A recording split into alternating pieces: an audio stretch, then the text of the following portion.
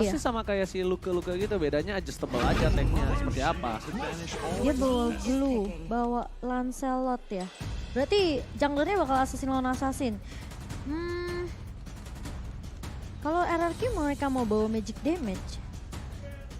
Elis kah? Apa? Magic damage mid lane, apa? Buat EXP? god lane. Oh god lane.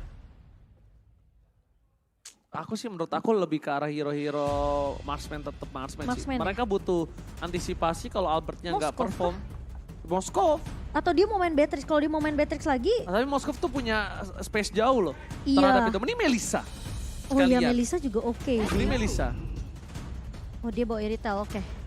Setidaknya bisa ngasih poke damage-nya tuh dari arah yang cukup jauh lah. Ini malah ditempel tau.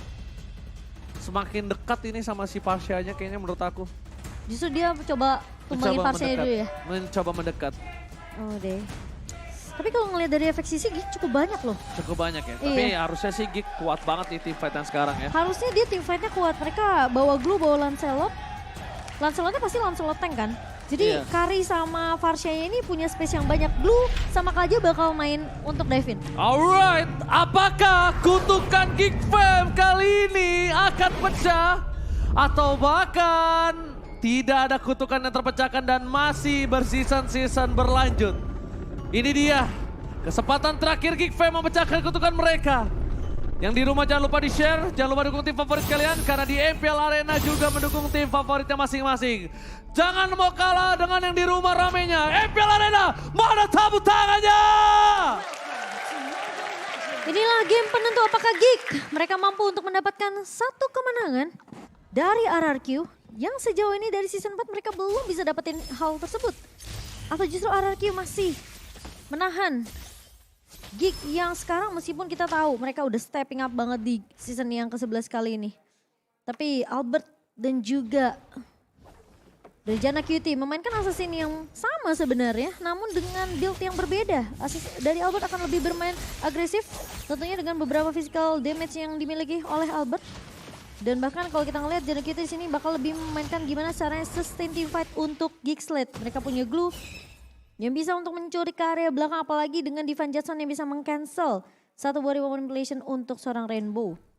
Sementara di area midnya ini harus agak sedikit bersabar untuk Aboy karena kita tahu Rainbow mampu untuk melakukan clear dengan cukup cepat dengan Void Crystal juga Void Blast, dan sepertinya dari RRQ mereka harus mulai peka dengan keberadaan Scalar yang mulai di pressure, dan bahkan Scalar mau nggak mau harus bermain cukup sabar.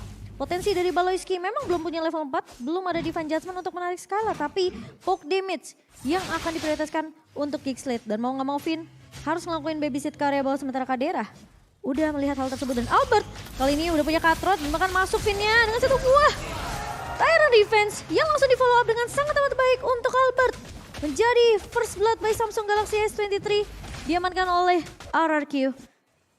Dan Finn bersama dengan Scalar mereka harus bermain agak sedikit sabar, menunggu rotasi yang bisa dibawakan oleh Albert dan juga Rainbow tentunya.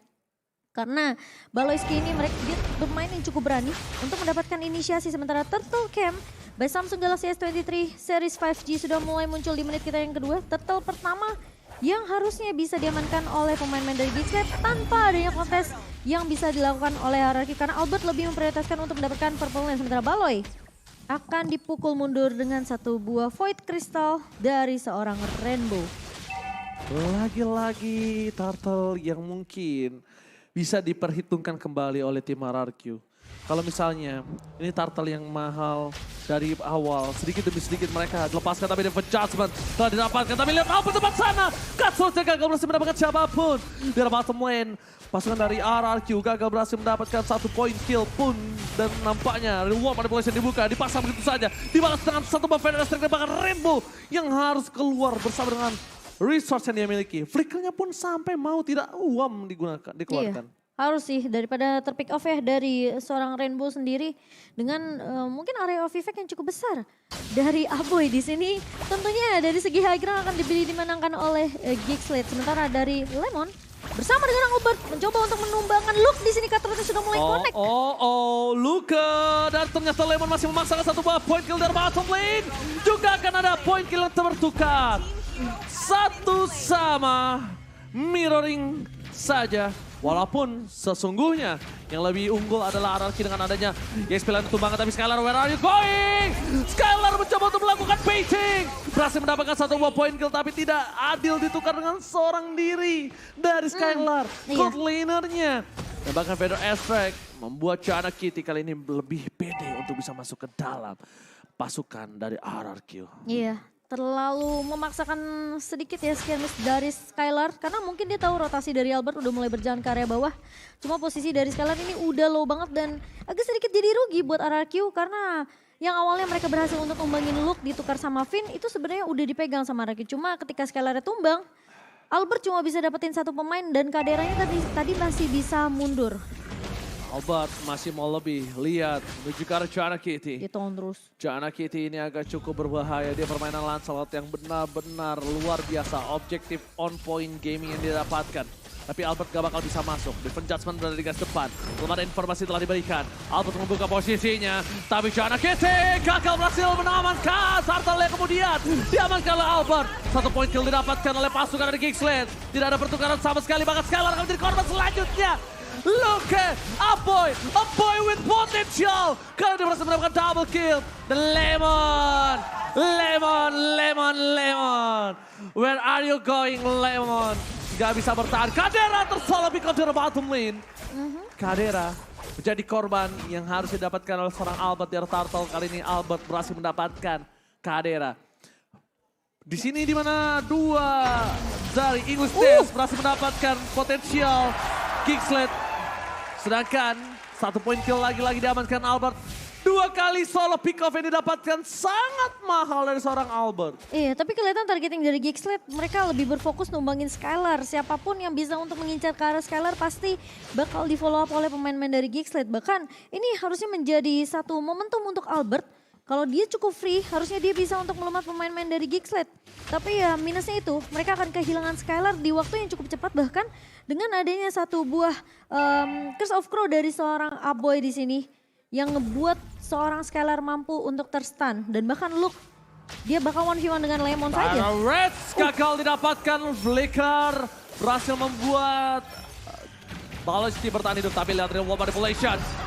Cutthroat berhasil didapatkan. Menuju ke arah depan, Vader Aspect memfollownya pasukan dari RRQ yang kali ini mendapatkan kerugian ketika Pawlowski ditumbangkan. Defense judgment-nya pun tidak ada artinya lagi. Ketika informasi telah diberikan tidak ada flicker, all in yang dilakukan pasukan RRQ ternyata membuat Geeksland tidak bisa menyelamatkan Pawlowski-nya kembali, Momochan. Ya, dan dengan adanya Varsha dan juga Eve ya, ini cukup penting tentunya untuk penggunaan skill yang dimiliki oleh kedua mid laner ini. Biasanya kalau Tika yang ngebuka ultimate yang terlebih lama seperti mungkin Rainbow akan menyimpan dengan 1 buah Reward Manipulation ya. Ketika Aboy udah ngebuka Vader Aspect mungkin ini bisa dibalikan sama Rainbow dengan Reward Manipulation. Jadi penggunaan skill timingnya ini benar-benar harus diperhitungkan oleh kedua mid laner. Oke, dengan Arjana Kitty berada di garis depan.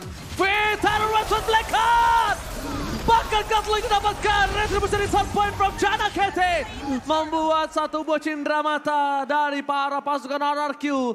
Kehilangan Pawlowski nampaknya bukan masalah selama Turtle dari pasukan RRQ gagal mereka dapatkan. Mencoba untuk mengejar ketertinggalan dari Gold. Skylar juga di arah bottom lane mencoba untuk dominasi.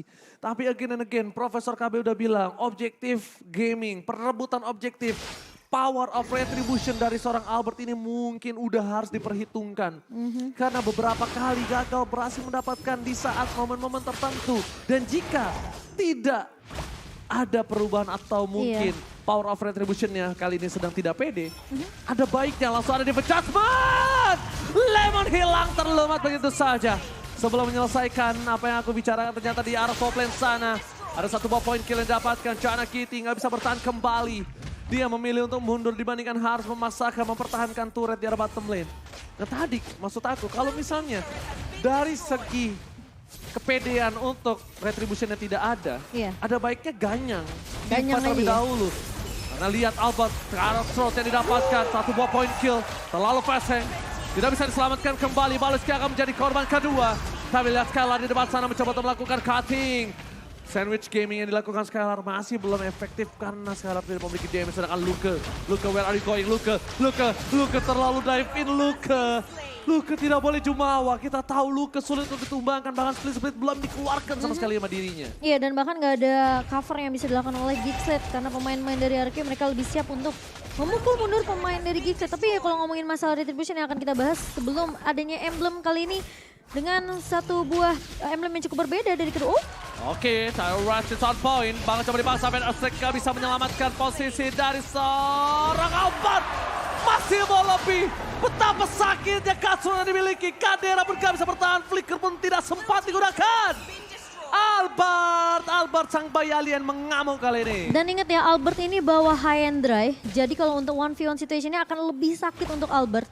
Dan bahkan Luke kali ini udah nggak bisa sembarangan untuk masuk sih menurut aku ke area backline-nya. Apalagi kalau pemain-pemain dari Geeksled mereka nggak punya resource skill yang cukup. Dari Aboy nggak punya Feather Strike. Janak itu mungkin masih bisa untuk menghalau pemain-pemain dari RQ dengan adanya Tondros dan juga Pengcur. Tapi ketika Luke-nya udah maju ke area depan dan Kadera dan bersama Aboy ini nggak siap untuk nge-cover, ini bakal jadi poin yang mungkin sia-sia untuk Geeksled karena RQ bisa numbangin Luke kapan aja. Oke. Tapi di sisi sebaliknya, 2000 gold difference ini agak cukup membuat pasukan RRQ mereka harusnya lebih kuat dari segi team fight. Di depan sana mereka all in menuju ke arah 1 poin kill Luke. Tidak lagi zonisasi, Albert memilih untuk mundur, Kacau bakal ditahan. Untuk seorang Kadera, Feather Strike for defensive. Dan Albert masuk, retribution di 1 poin. Defense Judgment gagal membuat seorang Albert tertunda di depan sana. Janak ini terkejut terheran-heran. Terlihat dengan adanya team fight yang langsung dipaksakan. Mereka tidak mengekspektasikan kalau Lordnya akan di tangan dari tim RRQ. Masalah dengan Luke tumbang, ini degar depannya udah nggak ada dari Geeksled. Dan Janak itu akan lebih berfokus gimana caranya dia dapetin retribution untuk objektif Lord yang berhasil diamankan oleh RRQ. Dan buat teman-teman jangan lupa untuk dukung tim favorit kamu sambil order Grab karena ada diskon 90%. Kalian tinggal nungguin pakai aja promonya dan juga scan QR code di bawah sini. Jangan sampai dilewatkan karena promonya tentunya akan memberikan kalian banyak banget keuntungan.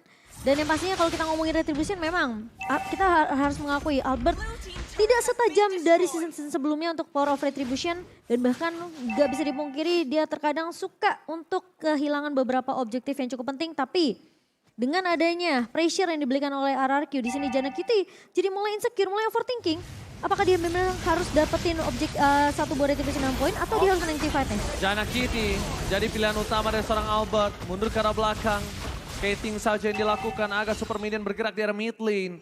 Pasukan dari RRQ dengan item yang mereka miliki. Momo-chan silakan. Iya, kali ini dari Skylar masih memegang unggul dari segi networknya. Windtalker di tangan, udah punya critical chance juga dari satu buah Berserker Fury. Demon Hunter Sword tentunya untuk menumbangkan item-item defensif dari Geeksled yang kita tahu ini garda depannya Luke yang mudah untuk ditemukan. Tadi aku bilang ketika dia masuk dia bisa diculik oleh pemain-pemain dari RRQ dan bahkan Finn harus berhati-hati, harus bermain agak sedikit sabar karena melihat juga tentunya minion yang masih mencoba untuk memukul turret base yang dimiliki oleh Geeksled. 6 turret di tangan RRQ di 12 menit kita.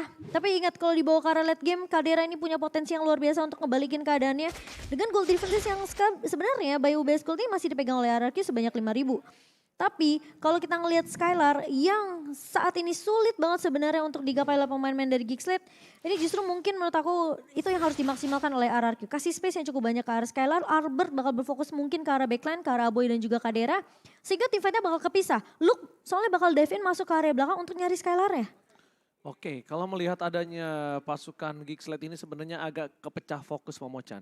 Targetingnya mereka agak sedikit bingung. Pertama, mereka harus coba incer Albert. Dia punya power shutdown yang cukup tinggi. Kedua, mereka harus menangkap Skylar. Dan ingat, defense judgment hanya untuk 1. Walaupun dengan adanya kita lihat team fight yang sustain yang bisa dipegang oleh Geeksled. Tapi gimana caranya? Targeting mereka ini ke orang yang tepat. Dan sedangkan sekarang mereka sedang bingung. Mereka tumbangin Albert tapi mereka harus ngeluarin banyak sword skill. Mereka dapetin Skylar yang terlalu bebas. Lemon di arah belakang, Rainbow udah pasti tidak mungkin mereka gapai. Jadi di targeting yang terlalu banyak, Geeksled bingung siapa yang harus dia target terlebih dahulu. Setuju, dan ini mungkin yang membedakan ya dari kedua marksman di mana Kadera kan harus benar-benar mikirin positioning dia. Dia cuma punya flicker dan juga Phantom Stare sebenarnya untuk kabur dari kejaran pemain dari RQ. Sementara Skylar nih kita tahu Irithel ini bisa basic attack sambil mukul. Jadi itu mungkin keunggulan dari Irithel sendiri. Tapi lagi-lagi seperti yang Oji bilang, emang targeting dari Gigsled ini harus pas banget. Mereka main pick off dengan ngebawa Kaja satu buah Divine Judgment yang sebenarnya kalau mereka nyulik satu target yang gak maksimal ini bakal kalah dari segi team fight-nya. Dan aku akan sedikit bingung kali ini lihat flicker ke arah depan. Luka bakal coba ditangkap. Vader Aztec telah terdeteksi posisi dia serang Aboy. Tapi lihat Balowski menjadi cover yang sangat luar biasa mahal. Dan Finn di depan sana membalikkan keadaan. Outplay by Finn! Oh my God! 1 juta IQ membuat Finn membalikkan kembali keadaan. What a outplay from Finn. Itu kayaknya otak-otak kayak gue yang cuma makan ciki makan nyampe begitu mikirnya. Itu kayaknya dikalkulasi deh sama Finn. Ini berapa lama lagi dia turun dari pangkuannya split-split seorang Glue. Dan dia bawa ke area turret itu pemain RRQ 3 pemain udah nunggu tuh. Dia turun. Masalahnya turun Tyrant Rage dia masih nggak mati. Kalau tuker 1 untuk 1 masih oke. Tapi ini nggak ada pertukaran sama sekali, Momo-chan.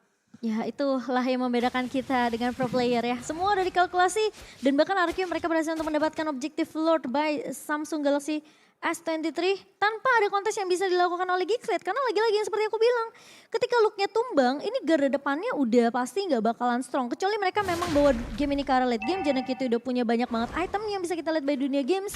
Dimana kali ini dari JNKT udah punya anti-Quiras. Dan bahkan dengan HP yang bertambah dengan Guardian Helmet, namun Finn gak berhasil untuk menculik 2 pemain di area atas. Namun setidaknya informasi didapatkan dan pemain Gigsled ini bakal dipukul mundur sembari menunggu Lord yang akan berjalan ke area atas. Padahal ya, kalau tadi Finn dapat pun ya, itu gak ada yang bisa follow up tuh, masih terlalu jauh tuh. Finn malah bisa dibalikin keadaannya, tapi untungnya nggak kena, jadi Finnnya nggak langsung kemakan lah, karena Finn kan nggak punya flicker. Iya kan? Tapi inget ya, pasif Kufra ini juga ngeselin loh. Yang nambah HP, ha. Ya, betul. Lumayan 1 hit itu lumayan, tapi Divine Judgment menuju ke arah seorang Lemon. Keputusan yang salah nampaknya membuat Lemon masih bertahan hidup di garis depan. Pasukan dari RRQ, tidak ada Divine Judgment, informasi telah diberikan membuat seorang Albert bebas harusnya bisa ke arah belakang. Tapi Albert memilih untuk 1-by-1 situation dengan seorang JNKT. Masuk ke arah belakang, apa yang menjadi pilihan Albert?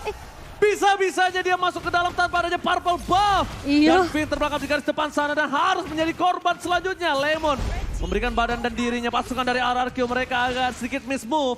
Membuat pasukan RRQ harus mundur. Gigsled mereka berhasil mendapatkan keuntungan dengan adanya miss move dari pasukan RRQ. Mau nggak mau Finn harus masuk kecuali Albertnya tadi bisa dapetin 1 ke arah JNKT di area bottom lane. Cuma masalahnya Albert tadi nggak bawa purple buff, energinya itu udah benar-benar minim banget, terbatas. Mau nggak mau Finn harus masuk untuk menghalau follow up yang bisa dibuka sama Gigsled tadi. Lebih baik Finn yang tumbang dibandingkan Albert yang tumbang. Iya, Immortal lagi, sama Immortal pecahnya. Itu bakal mahal banget untuk RRQ setidaknya. Tapi Gigsled, mereka udah mulai kelihatan siapa yang mau mereka culik. Flicker menuju ke arah seorang Rainbow. Belum ada reward manipulation setelah dibuka begitu saja. Apa yang menjadi pilihan utama? Sony nggak dilakukan. If dia tumbang, Albert still survive. Tapi miss cable yang dilakukan membuat seorang Albert terperangkap di depan sana dan shutdown. Loka berhasil mendapatkan Skylar. 3 hilang. Ini penjara. 2 point kill yang sangat mahal membuat pasukan RRQ mereka terperangkap di dalam base-nya sendiri. Sang Raja terperangkap di dalam bentengnya. Mampukah dia bertahan dari pasukan RRQ. Dengan ada base turret yang mencoba dipecahkan pasukan Gigsled. Fokus ke arah Finn. Disoning out begitu saja. Fokus ke arah base-nya. Gak peduli apa terjadi. Lemon hilang. Immortality-nya pecah. Dan ini bencana. Kutukan yang pecah. Berhasil diamankan Gigsled. Kutukan Gigsled dipecahkan pada season yang ke-11. Sang Raja dari segala raja bertekuk lutut. Ini dia pemenangnya, The King Slayer, Gigsled.